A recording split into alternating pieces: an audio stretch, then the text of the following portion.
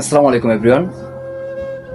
এবার রেজাল্ট দেখলাম এসএসসির যে বেশিরভাগ মানে বিগত বছরগুলোর তুলনায় অনেকটা খারাপ হয়েছে বছরের রেজাল্ট। আর এইটার কারণ আমি মনে করি যে বাবা মা সবচেয়ে বেশি এর জন্য দায়ী। প্রত্যেকটা গার্ডিয়ান এর জন্য দায়ী। সন্তান কি করে সেটার দিকে কোনো খেয়াল তাদের থাকে না, শুধু পরীক্ষার আগে আসলেই বেশি মাথা ব্যথা হয়। পাবজি খেলে, ফ্রি ফায়ার খেলে, আর টিকটক, এইগুলো কইরা কইরা ছেলেগুলো যাচ্ছে নষ্ট হয়ে। আর আপনারা এগুলো না দেখেই এগুলা কোনো ব্যবস্থা নিচ্ছেন না, চুপচাপ শুধু পরীক্ষার আগে আপনাদের মাথা ব্যথা উঠে পরীক্ষা পরীক্ষা পরীক্ষা, টিউশন দিতে হবে, অমুক করতে হবে, তমুক করতে হবে।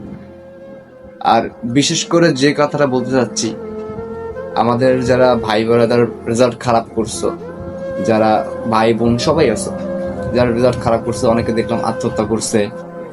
আসলে এটা ঠিক না। এবছর হয়েছে, আগামী বছর ইনশাল্লাহ আবার হবে, হয়তো তোমার একটা বছর গ্যাপ যাবে। এটা তোমার নিজের ভুল যে তুমি এইখান পর্যন্ত আসার জন্য চেষ্টা করো নাই। তুমি অযথাই হেলা হেলায় টাইমটা নষ্ট করছো, হেলা হেলায় তোমার বেলা শেষ।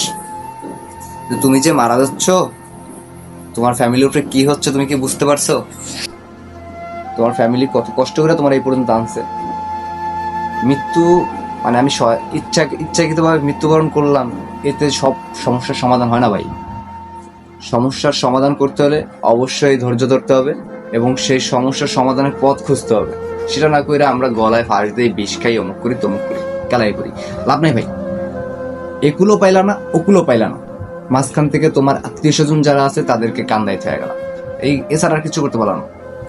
এটা না করে নিজের মনকে সান্ত্বনা দাও যে আমি ভুল করছি, ভুল থেকে আমার এই একটা বছর গ্যাপ গেল, আমি আবার সামনে হয়তো চেষ্টা করব, ইনশাল্লাহ সামনের বছর সফল। কিন্তু এই যে ভুলটা করছি, নেক্সটে আমার আরও সামনে অনেকটা স্টেপ আছে, যে স্টেপগুলো আমি আর এই ভুলটা করতে চাই না। এইটা চিন্তা করে সবাই স্বাচ্ছন্দ্যে জীবনযাপন করো ভাই। এই আত্মহত্যার দিকটা অন্তত বাইচা নিও না। ইনশাল্লাহ তোমাদের জন্য, সবার জন্য ভালো হবে। কেননা এই আত্মহত্যা করা একটা বাবা মার উপরে যে কতটা প্রেশার, বুঝতেছো? যে সন্তানের লাশ বাবার মায়ের কাঁধের উপর যে কতটা ভার, এটা যারা হারাইছে তারা বুঝতেছে।